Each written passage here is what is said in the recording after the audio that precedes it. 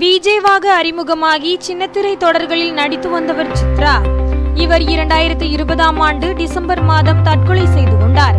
இவரின் மரணத்திற்கு காரணம் அவரின் கணவர் ஹேம்நாத் தான் என குற்றம் சாட்டப்பட்டது.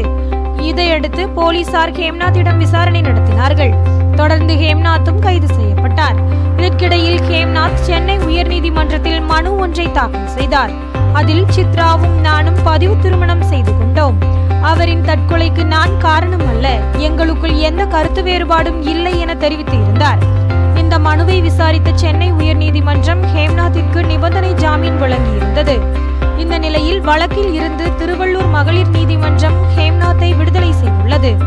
சின்னத்திரை நடிகை சித்ராவின் மரணத்திற்கு காரணம் ஹேம்நாத் தான் என நிரூபிக்க உரிய ஆவணங்கள் இல்லை என்பதை காரணமாக கூறி நீதிமன்றம் ஹேம்நாத்தை விடுதலை செய்துள்ளது.